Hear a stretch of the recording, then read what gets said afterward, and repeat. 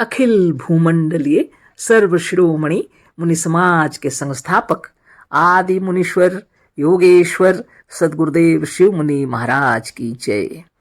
उपस्थित मुनि वृंद, साधु सज्जन वृंद, संत वृंद, साधक वृंद, आध्यात्म ज्ञान के जिज्ञासु और प्रेमियों, सभी श्रोता वृंद, आप सभी को मेरा कोटिशः नमन, सप्रेम जय जय। तो आध्यात्मिक चर्चा चल रही है और हम लोग सदगुरुदेव शिव मुनि महाराज रचित ग्रंथ वेदांत सिद्धांत द्वितीय भाग के अंतर्गत आज 12वें अध्याय पर चर्चा करेंगे, अध्याय 12 पर। और सदगुरुदेव शिव मुनि महाराज शीर्षक दिए हैं विष्णु का तत्व। तो भगवान विष्णु के बारे में यहाँ पर चर्चा होगी। यहाँ विष्णु का तत्व शीर्षक दिए हैं और हम लोग यहाँ भी प्रश्नोत्तर के साथ में बातें हो रही हैं, है ना। प्रश्न, अच्छा तो विष्णु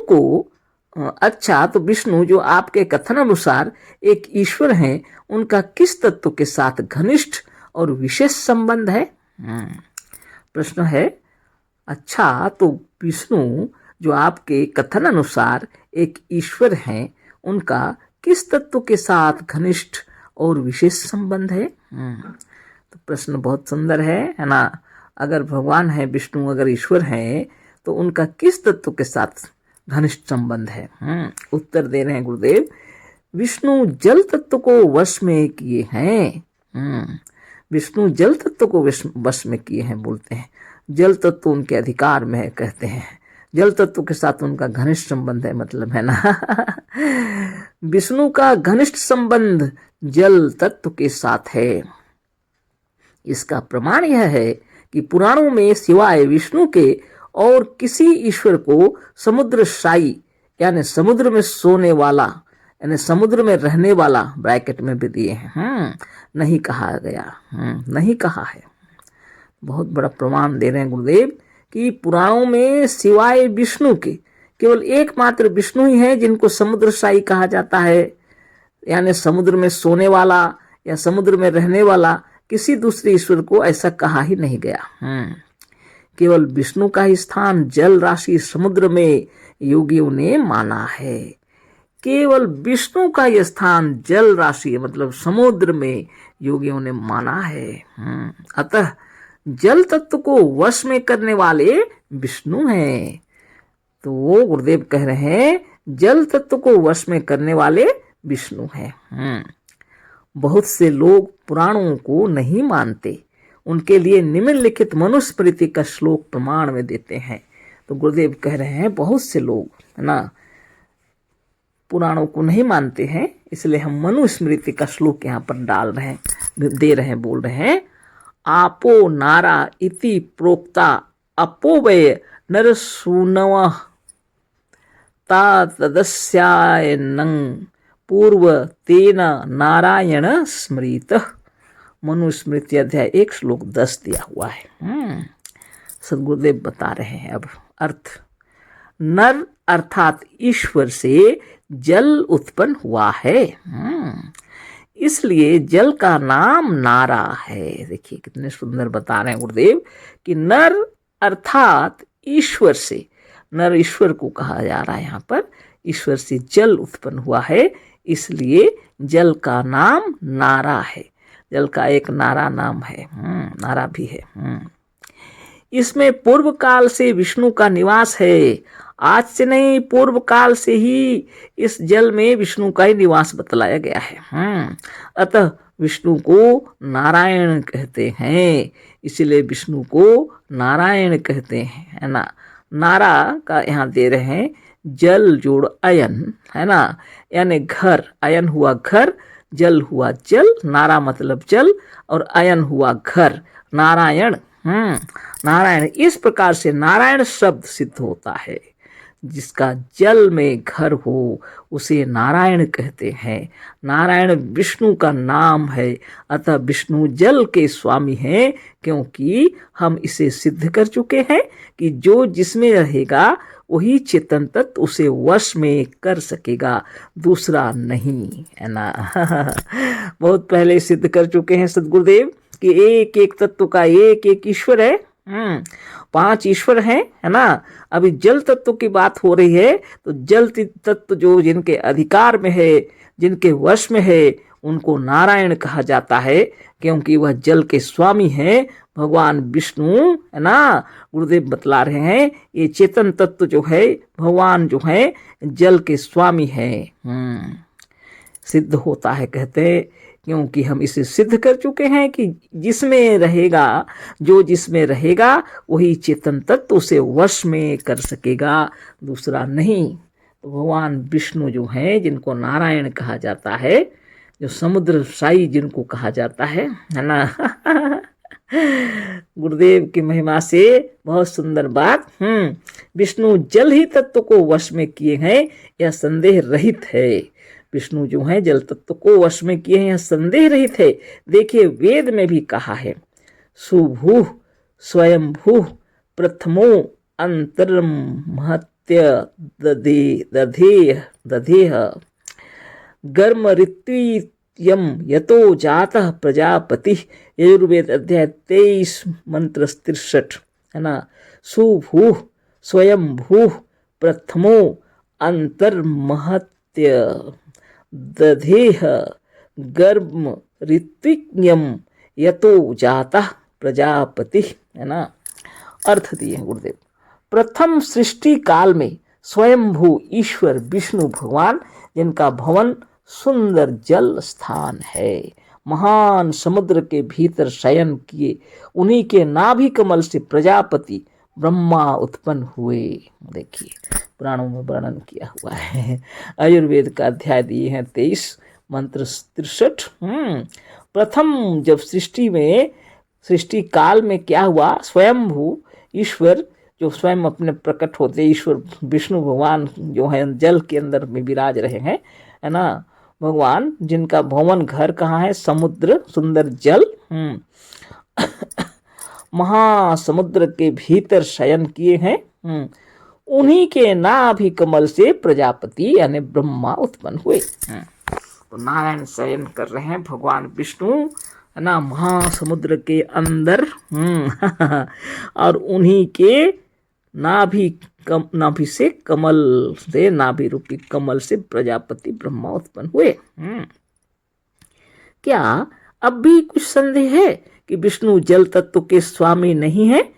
इन सब प्रमाणों से स्पष्ट सिद्ध होता है कि विष्णु जलशायी हैं, या जिनको जलशायी कहा है उसी को हमने यहाँ पर विष्णु कहा है, और वह जल तत्व को वश में करने वाला ईश्वर है ना। इतना सुंदर समझा दिए गुरुदेव कि जल के जो स्वामी है वो भगवान विष्णु है, क्योंकि जल तत्व उन्हीं के अधिकार में है। तो प्रत्येक तत्व का एक एक ईश्वर है, तो जल तत्व के ईश्वर हुए नारायण भगवान विष्णु, है ना। और यहाँ सिद्ध कर दिए गुरुदेव, है ना। मनुस्मृति का श्लोक दे दिए, यजुर्वेद का श्लोक दे दिए, और बताए कि आज से नहीं, पुराने काल से भी, पुराणों से भी, पहले से भी, है ना, पुरातन काल से भी, है ना, सब लोग इसको मानते हैं कि नारायण जल में रहते हैं। जल में उनका भवन है, जल के अंदर उनका रहना है ना। सबको मालूम है, समुद्र साई उनको कहा जाता है ना। फोटो में भी दिखाया जाता है ना, शेष नाग के ऊपर शयन कर रहे हैं समुद्र में, हाँ, माने महासमुद्र के अंदर। और यहाँ बता रहे हैं कि महासमुद्र के अंदर जब वो सो रहे हैं, तब उनके नाभि कमल से ब्रह्मा उत्पन्न हुए प्रजापति। क्या अब भी कुछ संदेह है कि विष्णु जल तत्व के स्वामी नहीं है? इन सब प्रमाणों से स्पष्ट सिद्ध होता है कि विष्णु जलशायी हैं, या जिनको जलशायी कहा है उसी को हमने यहाँ पर विष्णु कहा है, और वह जल तत्व को वश में करने वाला ईश्वर है ना। तो ऐसी बात है, जल के स्वामी, जल को अपने वश में करने वाले, जल तत्व के भगवान हुए भगवान विष्णु। अब आगे फिर बता रहे हैं गुरुदेव, विष्णु का रंग नीला है। विष्णु को सभी नीले रंग का मानते आए हैं। अब देखिए, समुद्र का रंग भी नीला है, समुद्र नीले ही रंग का दृष्टिगोचर होता है। आजकल नक्शा खींचने वाले भी समुद्र का रंग नीला रखते हैं। ऊपर आकाश में भी जल परमाणु विशेष फैले हुए हैं, इसी से आकाश का रंग भी नीला विदित होता है। थोड़ा सा जल श्वेत ही दिखलाई पड़ता है, परंतु वास्तव में जल तत्व का रंग भी नीला है। इस विषय में यहाँ कुछ और विशेष नहीं लिख सकते, अवकाश मिलने पर फिर लिखेंगे। लेकिन समुद्र का रंग निर्विवाद नीला है, अतः विष्णु के साथ जल तत्व का संबंध सिद्ध होता है। अब भगवान विष्णु का रंग शरीर का नीला बताया जाता है ना। गुरुदेव कह रहे हैं जल का भी रंग नीला है। समुद्र भी नीला दिखाई पड़ता है और समुद्र नीले ही रंग का दृष्टिगोचर होता है। नक्शा लोग आजकल बनाते हैं, यदि समुद्र का नक्शा बना रहे हैं तो नीला रंग भर देते हैं उसमें, है ना, ताकि पता चले कि यह समुद्र है। थोड़ा सा जल श्वेत दिखलाई पड़ता है, थोड़ा थोड़ा पानी रहेगा तो, लेकिन वास्तव में उसका रंग भी नीला ही है। इस तरह से गुरुदेव बतला रहे हैं, पर अभी यहाँ पर इस विषय में विस्तार से हम नहीं लिख सकते हैं, इसके लिए अलग से अवकाश मिलने पर लिखेंगे, बोले गुरुदेव, है ना। लेकिन समुद्र का रंग निर्विवाद नीला है, पर इसमें कोई विवाद नहीं कि समुद्र का रंग नीला ही है, अतः विष्णु के साथ जल तत्व का संबंध सिद्ध होता है। शरीर का रंग को लेकर के भी भगवान विष्णु जल तत्व के स्वामी हैं, सिद्ध कर दे गुरुदेव। आगे देखते हैं पीत वस्त्र। पीत वस्त्र माने पीले वस्त्र, पीला वसन, है ना। विष्णु को पीत वस्त्रधारी माना गया है, अर्थात विष्णु के ऊपर उनके शरीर के कुछ हिस्सों में एक पीला वस्त्र लिपटा हुआ है। वह क्या है? गुरुदेव कह रहे हैं पीत वसनधारी भगवान विष्णु को माना जाता है, पीले वस्त्र धारण करते हैं। उसमें भी दिए हैं गुरुदेव यहाँ पर, अर्थात विष्णु के ऊपर उनके शरीर के कुछ हिस्सों में एक पीला वस्त्र लिपटा हुआ है। वह क्या है? वह पृथ्वी है। पृथ्वी ऊपर है और समुद्र नीचे, इसे सभी मानते हैं। यह सब पृथ्वी बोल रहे हैं, पृथ्वी ऊपर है और समुद्र नीचे, सभी मानते हैं। समुद्र गहराई में है ना, और पृथ्वी तो ऊपर है ना। समुद्र की अपेक्षा पृथ्वी बहुत कम है, समुद्र ही ज्यादा, पृथ्वी कम, यानी स्थल भाग, पृथ्वी का स्थल भाग बहुत कम है और समुद्र भाग, पानी भाग बहुत ज्यादा।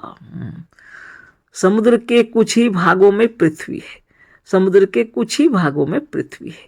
पृथ्वी का रंग पीला है और पृथ्वी का रंग है पीला। उसी से जिस मनुष्य का स्वभाव मिट्टी खाने का पड़ जाता है, ये बिल्कुल पीले हो जाते हैं। कुछ लोगों की तबीयत खराब हो जाती है तो मिट्टी खाने का स्वभाव हो जाता है, पीले हो जाते हैं वो, है ना, और बहुत जल्द मिट्टी में मिल जाते हैं और बहुत जल्दी मर भी जाते हैं। प्राचीन शास्त्रों में भी पृथ्वी का रंग पीला कहा गया है। पुराने शास्त्रों में भी, प्राचीन माने पुरातन काल के शास्त्रों में भी पृथ्वी का रंग पीला कहा गया है। यह पृथ्वी समुद्र के कुछ भागों में केवल ऊपर ही वर्तमान है, ऊपर ही ऊपर वर्तमान है। पृथ्वी जो है समुद्र के कुछ भागों में ऊपर ही ऊपर वर्तमान है, क्योंकि प्रत्येक स्थलों में नीचे जल वर्तमान है, क्योंकि प्रत्येक स्थानों में नीचे जो है जल वर्तमान है। इसी से खोदने पर जल निकल आता है, इसलिए जब पृथ्वी को खोदते भी हैं तो जल निकल आता है। अतः यह पीत वस्त्र भी समुद्र के ऊपर दृष्टिगोचर होता है, अतः यह पीला वस्त्र भी समुद्र के ऊपर दृष्टिगोचर होता है। सद्गुरुदेव कह रहे हैं, है ना। विष्णु के पीत वस्त्र से भी विष्णु का संबंध जल के साथ सिद्ध होता है। तो भगवान विष्णु का शरीर का रंग हो गया नीला और पृथ्वी ऊपर ऊपर है, या उनके ऊपर में जैसे लिपटा हुआ है, समझ लीजिए नीले शरीर में पीत वसन लिपटा हुआ है ना। तो क्या हो रहा है? गुरुदेव कह रहे हैं यह भगवान विष्णु का संबंध जल के साथ सिद्ध होता है। बहुत सुंदर तरीके से समझा दिए गुरुदेव कि भगवान विष्णु का शरीर का रंग के हिसाब से देखिए, तब भी वह जल के ही भगवान सिद्ध हो रहे हैं, क्योंकि जल उनका उनके साथ घनिष्ठ संबंध है। वो पानी में रहने वाले समुद्रशाही हैं वो, है ना। पीले वस्त्र धारण किए हैं यदि, वह पृथ्वी है, कह रहे हैं गुरुदेव। जैसे समुद्र का भाग ज्यादा है और पृथ्वी का भाग बहुत कम, या पानी के ऊपर में यह लिपटा हुआ है, जैसे समुद्र के ऊपर में कहीं कहीं पर पृथ्वी है थोड़ा सा जगह और बाकी पानी है। और इसका प्रमाण दे रहे हैं कि पृथ्वी को जब कोड़ते हैं तो भी भीतर से पानी निकल आता है, यानी ज्यादा स्थान पानी ही है, थोड़ा सा ऊपर में पृथ्वी है। जैसे शरीर में लिपटे हुए हैं पीत वसन पीले वस्त्र भगवान कृष्ण, यही बतला रहे हैं। तो इसमें निसंदेह गुरुदेव बतला रहे हैं कि भगवान विष्णु का संबंध जल के साथ है, जल के साथ सिद्ध हुआ। सदगुरुदेव शिव मुनि महाराज की जय। प्रश्नोत्तर के द्वारा समझा रहे हैं सदगुरुदेव कि जल के जो भगवान है, जल के साथ जिनका घनिष्ठ संबंध है वो भगवान विष्णु है, और प्रमाणित करके बतला रहे हैं, है ना। और हम लोगों ने समझा, सदगुरुदेव बतलाए नीला वर्ण उनका शरीर का, तो वही है जल का, वो बता रहे हैं। जैसे समुद्र का जल, जैसे पानी का जल नीला होता है। पीत वसनधारी बतलाए, पृथ्वी को बतलाए उनका वस्त्र धारण किए हुए हैं, जैसे कि, है ना। समुद्र तो गहराई में होता है और पृथ्वी तो ऊपर।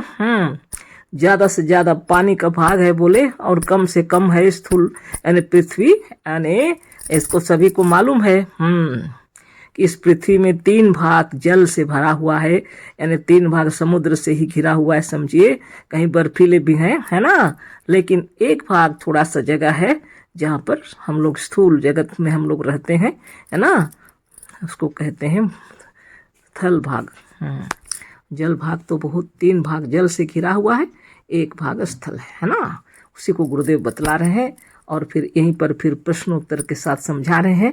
प्रश्न दिए हैं, हमको एक बात अभी समझ में नहीं आई, वह बात यह है कि यह विष्णु इत्यादि ईश्वरों का जो समुद्र और जलादि विराट शरीर आप वर्णन कर रहे हैं, जिसमें पृथ्वी को आपने वस्त्र सिद्ध किया है, यही एक विराट ही शरीर उसका है, वह इससे सूक्ष्म शरीर भी कोई है? नीले रंग का पीत वस्त्र पहने मनुष्यों के समान उसका कोई छोटा शरीर इस विराट के सिवाय है या नहीं? प्रश्न करता है ना। धन्य धन्य सदगुरुदेव शिव मुनि महाराज की जय। लिख रहे हैं कि हमको एक बात समझ में नहीं आई, वह बात यह है कि विष्णु भगवान का विराट रूप जो आप इतना बड़ा विशाल समुद्र बतला रहे हैं और पृथ्वी को उसका वस्त्र बतला रहे हैं, तो इसका यह विराट रूप ही है या उसका कोई सूक्ष्म रूप भी है, जो नीले वस्त्र पहन करके कोई नीले वस्त्र रंग का शरीर और पीला वस्त्र धारण किया, ऐसा कोई शरीर कोई छोटा रूप भी है क्या या नहीं, है ना। उत्तर दे रहे हैं नहीं। विराट शरीर के सिवाय इन ईश्वरों का सूक्ष्म शरीर भी होता है। बोल रहे हैं हाँ, नहीं बोल रहे हैं जैसे विराट शरीर सिवाय है कि नहीं, तो नहीं बोल रहे हैं, विराट शरीर के सिवाय इन ईश्वरों का सूक्ष्म शरीर भी होता है, परंतु जिसका विराट शरीर जिस प्रकार का होता है उसके शरीर का रंग भी उसके विराट के समान होता है। विराट शरीर जैसा ही है, लेकिन नहीं भी बता रहे हैं गुरुदेव, क्योंकि विराट शरीर का जैसा रंग दिया हुआ है वैसा ही रंग भी होता है, पहरावा भी होता है ना। तो बता रहे हैं गुरुदेव, देखिए प्रश्न क्या है, नीले रंग का पीत वस्त्र पहने मनुष्यों के समान उसका कोई छोटा शरीर इस विराट के सिवाय है या नहीं? उत्तर दे रहे हैं नहीं। विराट शरीर के सिवाय इन ईश्वरों का सूक्ष्म शरीर भी होता है, परंतु जिसका विराट शरीर जिस प्रकार का होता है उसके शरीर का रंग भी उसके विराट के समान होता है। वह वैसा ही कपड़ा पहनना पसंद करता है और उसकी स्वाभाविक गति भी वैसी ही होती है ना। परंतु अभी इस बात को हम यहाँ सप्रमाण सिद्ध नहीं कर सकते। प्रथम सबका विराट शरीर वर्णन करके फिर इस विषय को हाथ में लेंगे, अभी इसको यहीं रहने दीजिए। सदगुरुदेव कह रहे हैं विराट शरीर का वर्णन अभी कर रहे हैं। पहले विराट शरीर का वर्णन कर लेते हैं, फिर सूक्ष्म शरीर का वर्णन करेंगे, इसलिए अभी इसको यहीं रहने दीजिए, बाद में बतलाएंगे बोल रहे हैं, है ना। तो आगे देखेंगे हम लोग बतला रहे हैं क्या गुरुदेव आगे बतला रहे होंगे तो सुनेंगे, है ना। तो यहाँ तो यह जो अध्याय है इसमें समाप्त हो गया। थोड़ा ही सा था अध्याय 12, है ना। लेकिन इसी विष्णु तत्व के बारे अगले अध्यायों में भी बहुत सा चर्चा किए हैं गुरुदेव, है ना। तो इस अध्याय को यह पूरा हो गया, है ना। इति श्री शिव कुमार शास्त्री कृते वेदांत सिद्धांते द्वादशो अध्याय, है ना। तो ये तो हो गया पूरा।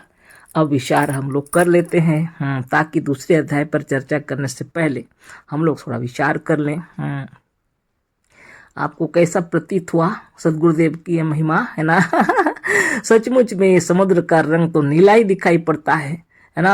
पानी का रंग वास्तव में नीला है, गुरुदेव बतला रहे हैं। थोड़ा सा जल यदि रहता है तो वह सफेद दिखता है अवश्य ही, लेकिन फिर भी उसका वास्तविक रंग नीला है, बता रहे हैं।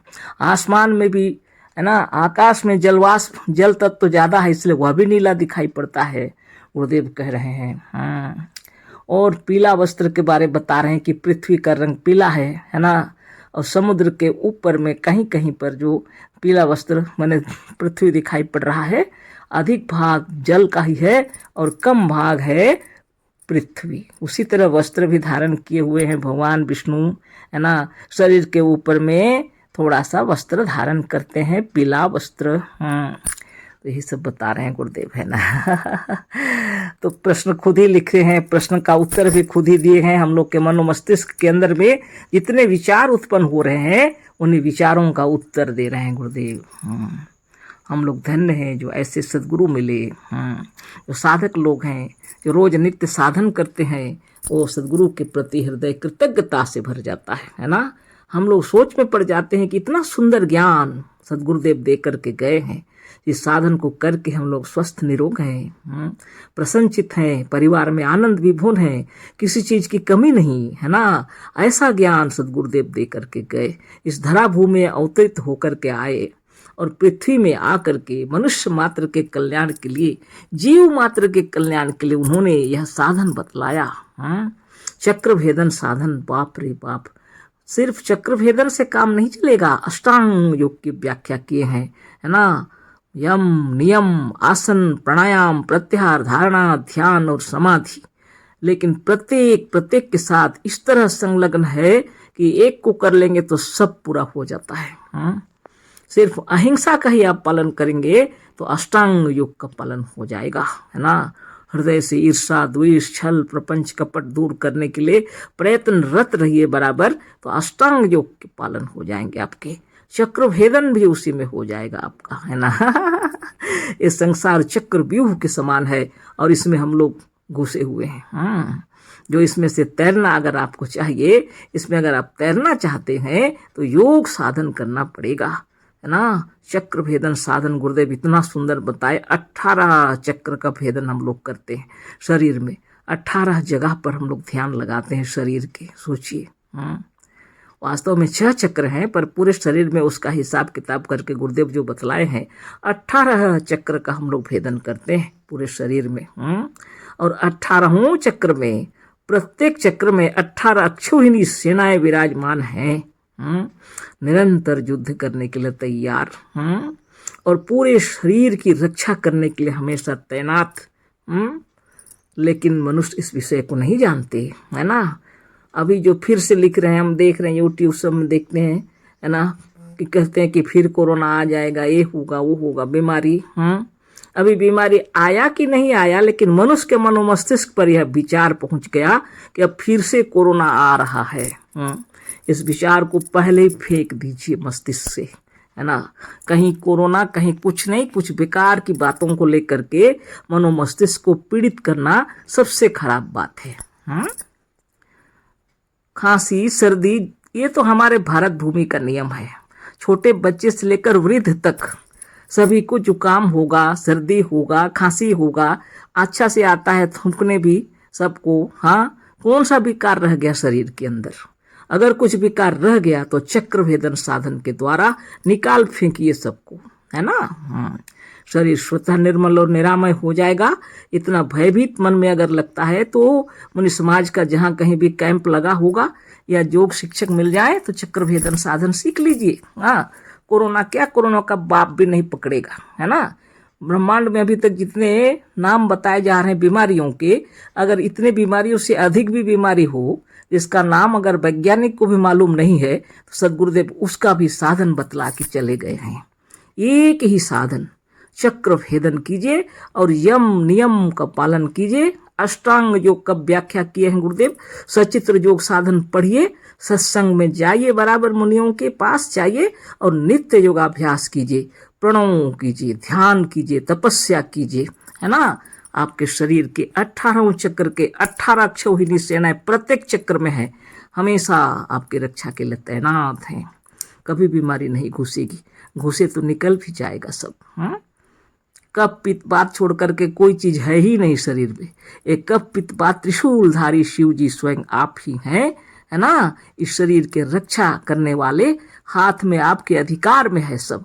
कफ पित्त बात त्रिशूलधारी आपके हाथों में है, आपके अधिकार में है। इसलिए आप साधन कीजिए, ध्यान कीजिए, तपस्या कीजिए और स्वस्थ निरोग रहिए गुरुदेव की कृपा से, है ना। खूब भूख लगे तभी भोजन करना चाहिए और रुचि अनुसार प्रसन्न चित्त से भोजन करना चाहिए। प्यास लगे तो भरपूर पानी पीना चाहिए, है ना। गुरुदेव का ही सिद्धांत है ना। और अच्छा से रहिए, सबसे प्रेम से बातचीत करना चाहिए, शुद्ध विचार से रहना चाहिए, है ना। ना तस्य रोगो न जरा न मृत्यु प्राप्त योगागतिमयम शरीरम। योग ध्यान तपोबल से जो अपने आप को जानते हैं और स्वरूपस्थ रहते हैं, उनके अंदर में हमेशा ध्यान मग्न होकर के रहने पर एक योगाग्नि प्रज्वलित होती है हमेशा, है ना। इस एकाग्र मन के अंदर में इतनी शक्ति है कि शरीर को कोई बीमारी छू नहीं सकती। हम हैं अमर निरोग हैं, सोचते साथ शरीर निर्मल और निरामय हो जाता है ना।